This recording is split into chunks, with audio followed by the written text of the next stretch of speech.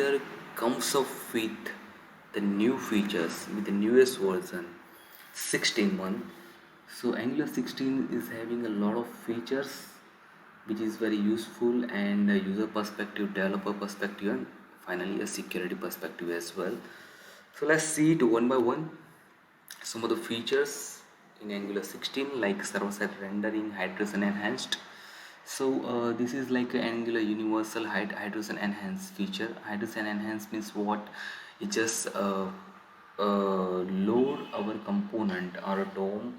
Not every time it recreate it, it will just check the DOM. If it is exist, then it will not recreate the DOM. Just fetch the data from the DOM itself. Then there is a reactivity in Angular, RxJs Interoperability, StandAlone API Updates, router updates, developer tooling updates, input decorators as required, and many more features. Let's see it one by one. Server-side rendering and hydration. As I explained you that in our earliest version till 15, whenever we make any of the changes while compiling or running the program, then it will reload the page, okay, automatically. But every time it registered the DOM and recreate the DOM. So recreating a DOM will be a little bit time consuming if we are having our application is large. So from this headache, hydration released us. Okay, so while in the new version, Angular framework will check the existing data into the DOM and prepare the structure in the internal DOM, I mean accordingly. Okay, so hydration is the process of server-side rendered application on the client. Some benefits like reusing the rendered structure of the DOM structure, transferring the data which is already retrieved by the server and reuse it, persisting the application state, and many more, and improves SEO performance as well.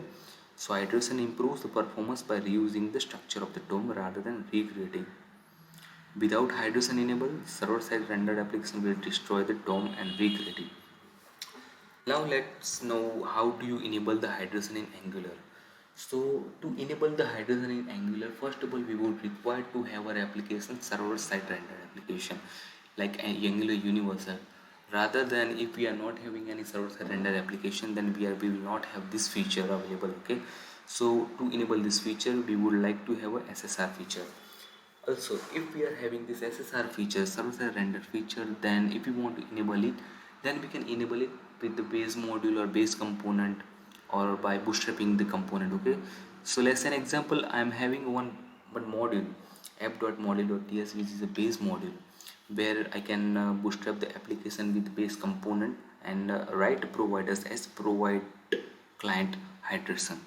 Provide client hydration is a feature provided by platform browser to enable the hydration in our SSR application.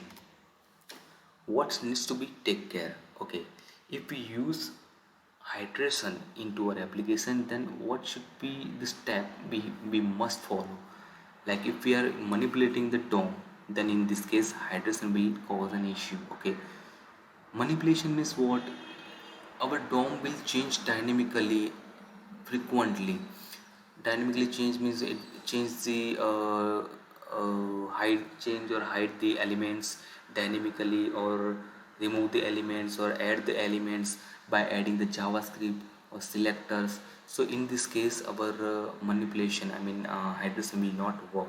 So solution is that we have to refactor our component, or try to use Angular API to do this work if we can. If we cannot do this, then we have to write this ngskip hydration attribute until you can refactor into the hydration friendly solution. Okay, so we can write this ngskip hydration solution if we do not find any solution. But if we are doing the manipulation into the DOM, then it should not, because hydration will not support it. Okay. HTML structure must be valuable. And generally we all are aware of it, that sometimes what happen when you are writing any of the application or HTML structure, then sometimes we write unwanted unsuggested elements inside the non-elements. Okay, non-elements means what? Let's say an example, I am writing one a tag inside the h1 tag. Actually it is not, it should not be there, but older versions was supported. But if we use hydration, then it will not support. It requires to have a valid HTML structure. If we use a table, but we have not used t body inside the table, then hydration will be fail. Div inside the p, it will fail. A inside another a, it will fail.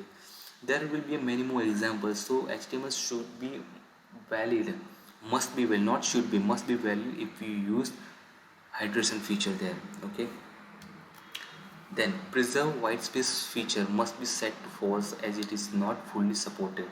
Okay, when using a hydration feature, then preserve whitespaces feature should be set to off. Okay, set to off means what? If you enable it or set to true, then hydration it will not work, as it suggests it is not fully supported by Angular 16.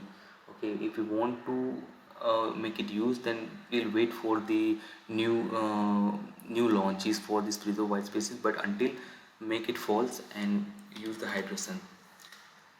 Reactivity in Angular. Okay, this is also a fine feature and useful for improving the performance of our application and developer experience.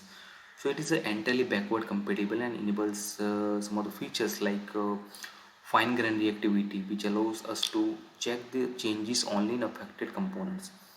Okay, you know that John.js is generally used to notify the framework while any of the model has been changed inside the component or any outside component. Okay, so John.js may be optional due to reactivity. So there is signals inside the signals. It will notify the framework when model change. It improves the runtime performance, reducing the number of computations delivered computed property without recomputing each change detection. Okay, let's see an example. There are three core concepts of the signals, like signal, computed, and effect. Signals means what? It holds the value just like a model. Okay, but here we have used a signal. Okay, it holds the value and notify the framework when the value change. Computed also we can say that it is a signal, but it depends on another signal and update if the value depends on change. Effect is just like a change detection. Okay, whenever any of the signals has been changed, then effect will be called and it will detect the changes there. Okay, let's see an example over here. Let's say an example, I am having one app component, first name and which is having two signals with the first name and last name, which holds the value Somil and Jariwala. So full name will be a Somil Jariwala because it is computed. Computed will be depends on signals. So it compute the value of first name and last name and assign it to the full name. There is a one more thing is effect. Okay, so you can see over here is I have a write one button click over here, which will set the name as same, and it will call the set name and set the first name as same. Okay, so you can say that first name has been changed.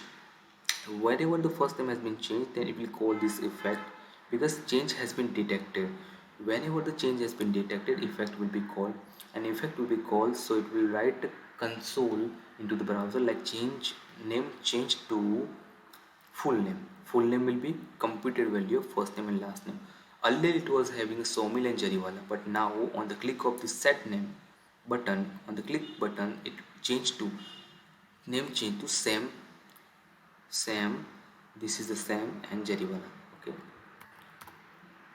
RxJs Interoperability. As we know that RxJs is used for communication between consumer and receiver. It gives the path to give the value of observable through the subscriber. We all know that if we want to fetch, let's an example, I want to load the data of company list. Okay, so I will create one company service there. I will write the one observable method to fetch the data of company. I will call the method from the component to the service and wait for the reply and wait for the response. So observable, it will observe the changes. Once we get the changes, and if you want to get the data, then we need to use subscriber. Okay, but here we can use signals as a signals with the observable. If you want to convert the signals to observable, then we can use it as well by applying this library Angular core RxJs interop. So if you want to convert the signals to the observable, then we can use two observable method from the RxJs. So let's say an example, I am using one signal as a Somil Jariwala. Okay, company name and company name dollar two observable. I am assigning this value as a two observable. So company name dollar will be a observer. I am assigning this value of Somil Jariwala over here. So we can use this dot company name dollar to subscribe, because company name dollar will become observer, and if you want to fetch the value of company name through the observer, then we have to use subscribe. Okay, next one, if you want to convert the observable to the signal, then we can use it through the to signal option of the RxJs Interop. As an example, I have injected one of the service company service, and now I am using this service to fetch the data. This data will be observable. Okay, now I want to convert that observable to the signal. Signal means it holds the value as a signal. I am assigning this company list. So company list equal to signal and observer. Okay, company list will be list become a signal. So I am using this company as like this, company list company, and write a company name over there. So yes, we can convert the signals into observable like this by using the two signal interop. Okay, standalone API updates. Yes, as we know that we are using Angular from a very long time, so to help us, Angular comes with a new feature which we can say standalone API updates. We all are aware of these standalone APIs, means the API which cannot be changed in the future, which will be standard formatted API there. In the future we can use it. Okay, so if you want to convert the Angular app to the standalone API, then Angular provides this feature. Let's say an example, we are in our directory of the projects, so we can write the command to convert our application as a standalone, like ng generate at that angular slash core dot standalone. It will, by using this command, it will convert the code, remove the unnecessary modules, and change the bootstrap of the project to use the standalone API. We can generate the application that are configured to use standalone APIs from the start. So if you want to create a standalone project or API, then we can write a command like ng new app name dash dash standalone. So this will create a new project as a standalone, and we do not require to remove or bootstrapping the component, any modules and code. Okay, so yes, the standalone API updates is one more features which is a great feature. Then there is a router updates. Yes, as we are aware of it, that the router updates, it gives router updates regarding the parameters. Okay, let's say example, if I create one of the route with the parameters, then how I will write it, route name like a company list slash colon company ID or user ID. This will fetch the data of users company. Okay, so this will become a path parameter. Okay, now Angular 16 provides a new feature with router updates, like it will allow us to bind a query parameter, path parameter, as well as route data means data properties are resolvers. Okay, let's say an example, here we are having one route data related example, resolve related example. If we want to load any of the data before loading the components, then we can use this resolve. So what it will do, whenever user reach to this component company list, reach to the route company list, it will load. So this route will load the company component over here. So company component is having this input parameter as a companies. Okay, I want to load this component without calling the API from inside this component, but before, so we will have, it will call this get companies method, load the data inside this companies.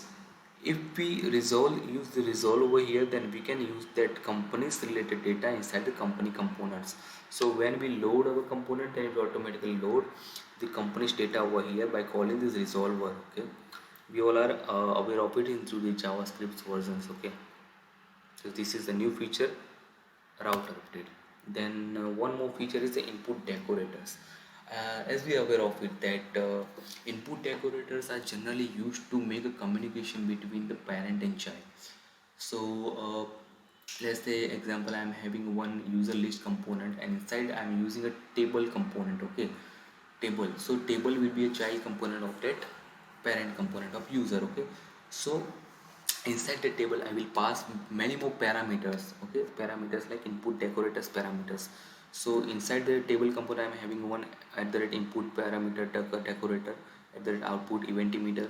So to make input parameter, I mean input decorators required, I mean it must have a value.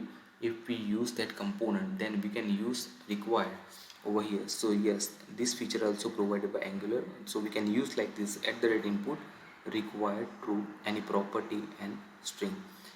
This will make input property as this any property as required property. If we do not pass, if we write this syntax there inside our child component, if we do not pass that parameter, I mean input value, then it will throw an error inside the AOT, out of time compiler. Then there is one more update, developer tooling update. So a new developer preview for ESB based build system, it is used to wait for the developer development server of ngserve. To enable wait in ESB, head over to the angular.json to Angular to configure this feature. I mean if you want to use this wait, then we can do some configuration inside the angular.json. Okay, some of the more updates, like it provides some content security policy to support inline styles. By default, new project will start with a fewer files, simplified project structure. Angular language service will now autocomplete, and ng and destroy lifecycle hook now injectable.